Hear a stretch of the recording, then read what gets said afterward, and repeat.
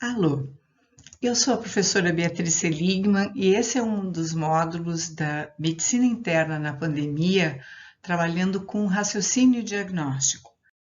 Nessa nossa reunião de hoje, fundamentalmente, o objetivo é discutir padrões do raciocínio clínico, vieses cognitivos que podem estar envolvidos na formulação de um diagnóstico, como formular hipóteses na medida que as informações são agregadas, então, dentro de um modelo bayesiano, como elas vão modificando na medida em que novas informações são agregadas, comparar as hipóteses dos alunos com a de um debatedor absolutamente qualificado para isso, se posicionando em público.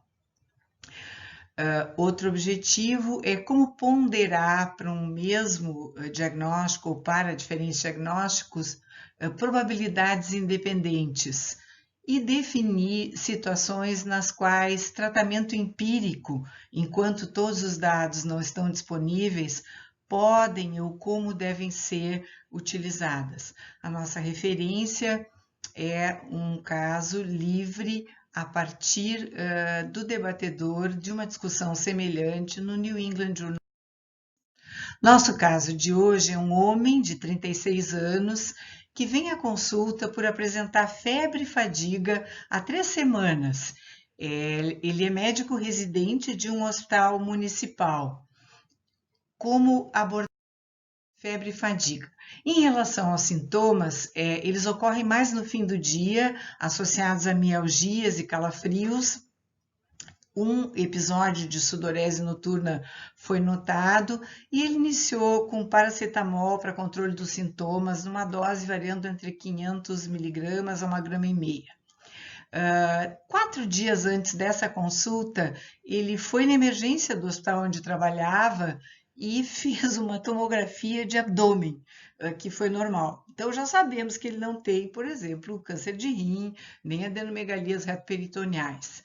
Ele notou que, embora os sintomas tenham começado há 3 semanas, de uma semana para cá, quando ele sobe escada, coisa que é habitual para ele no hospital, ele vem mais cansado, ele fica um pouco mais ofegante. Há uma perda ponderal de 2,8 quilos em 6 meses, e uma das discussões que se fez com os alunos, claro, perda de 10% do peso em um ano tem impacto, 2,8 quilos em 6 meses, sem a gente ter o peso inicial, é uma perda ponderal, não é super expressiva, não vai ter consequências em síntese proteica, albumina, de resposta imune na produção de linfócitos, é uma perda ponderal leve a moderada.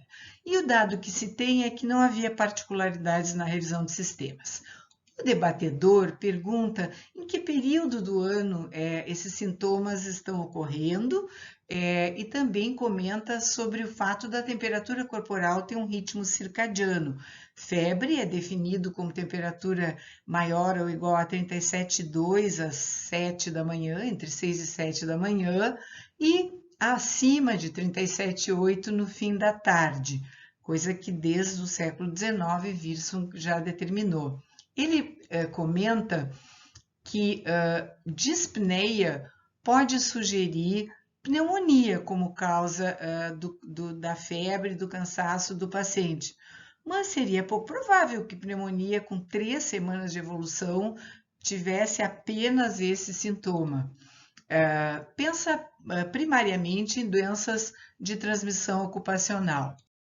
Com relação aos alunos, a primeira hipótese que eles pensaram é tuberculose, pensaram em doença de exposição ocupacional e, efetivamente, tuberculose é a grande doença de transmissão ocupacional para a qual o estado imune não é importante, tanto pessoas imunocomprometidas quanto pessoas com imunidade normal são suscetíveis à tuberculose estando expostas. A segunda hipótese deles foi pneumonia, exatamente como o debatedor.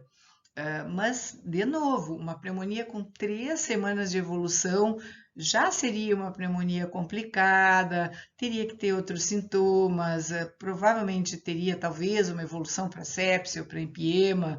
Não é, pneumonia não é necessariamente uma doença de exposição ocupacional.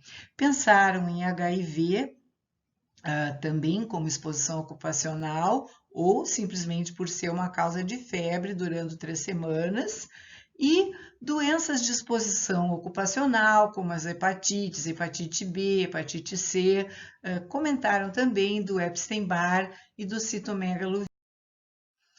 Em relação a mais dados do paciente, ele nasceu na Bahia, ele fez a vacina para tuberculose na adolescência, durante alguns anos ele morou no Caribe e posteriormente voltou e agora faz medicina comunitária. Ele não lembra de ter tido qualquer contato com tuberculose, ele lembra sim que há 4 meses ele ficou acompanhando um caso de varicela e o exame físico é descrito como sem particularidades.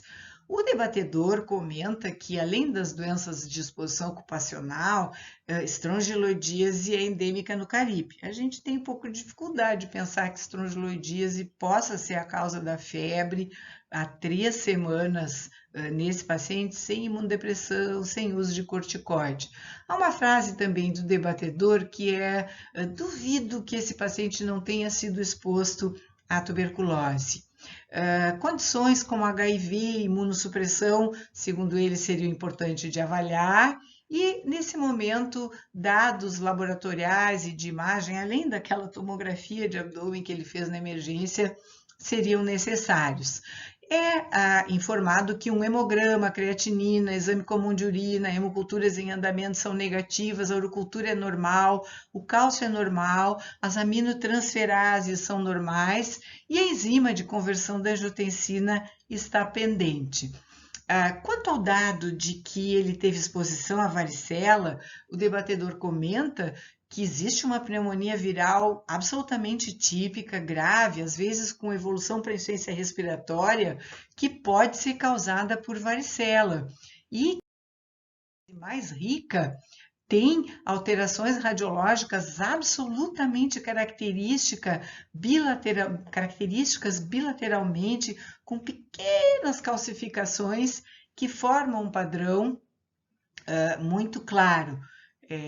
Aqui nosso comentário junto aos alunos foi que em nenhum momento foi relatado lesões cutâneas da varicela, né? Seria muito difícil mesmo pacientes severamente imunodeprimidos, transplantados de medula que façam pneumonia por varicela, apresentarem esse quadro sem qualquer envolvimento cutâneo. Foi realizado um raio-x de tórax que mostrou micronódulos bilateralmente com padrão miliar e adenomegalias paratraqueais, mediastinais, bilateralmente e na janela aortopulmonar.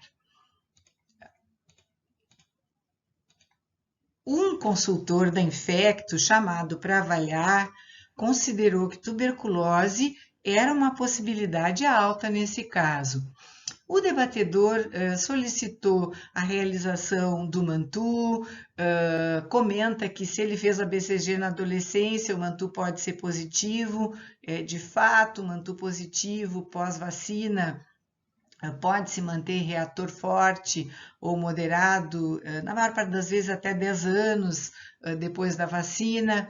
Sugeriu a realização do quantiferon para avaliar a tuberculose latente e sugeriu a busca de BAR no escarro. O crachá amarelo, nossos alunos da clínica médica, revisando a história, contaram que há 3 meses ele teve períodos de lesões cutâneas que surgiu mais no fim do dia, como se fossem nódulos palpáveis, meio arroxeados, com algum relevo, parecido com enxume, nas 2 pernas, por 2 ocasiões nesses 3 meses. Isso não estava presente nos dados iniciais. Foi solicitado escarro, que ele tinha tosse seca que vinha surgindo nos últimos 6 dias, não estava presente antes, a febre era diária, vespertina, mais cansaço, e foi tentado escarro induzido, que não conseguiu. Com isso, foi sugerido pelos alunos a realização de uma fibrobroncoscopia. Em relação à avaliação sobre a possibilidade de tuberculose, a revisão de séries de casos mostra que a probabilidade clínica para tuberculose nesse momento é em torno de 30%. O debatedor considera também a possibilidade de outras doenças granulomatosas, como micoses sistêmicas, sobretudo se o HIV for positivo ou se ele estiver em áreas endêmicas, já que ele não está abaixo dos 20 anos ou acima dos 80 para ser predisposto para essas patologias. E também sugere que seria interessante fazer um fundo de olho, porque se presente granuloma, ajudaria a afastar varicela, mas comentando com os alunos, não se está mais pensando em varicela nesse momento.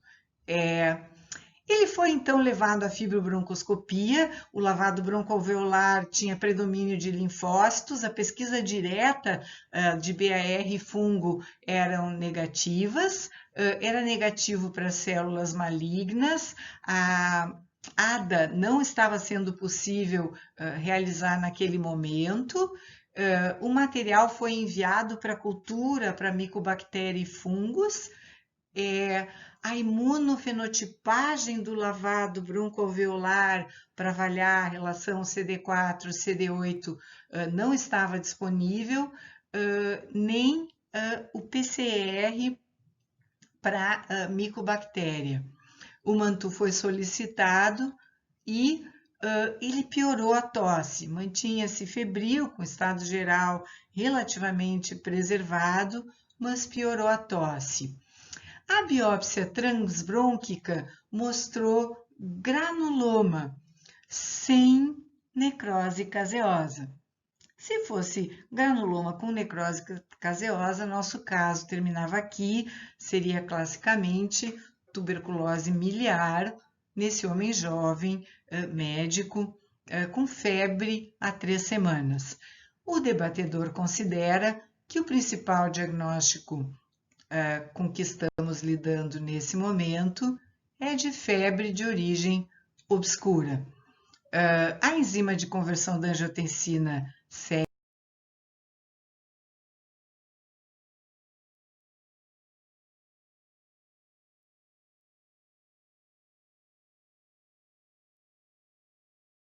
dependente, e agora faremos uma pequena pausa e iremos no módulo 2 dessa discussão sobre febre de origem obscura nesse homem de 36 anos com tosse seca, adenomegalias e lesões com padrão miliar bilateral.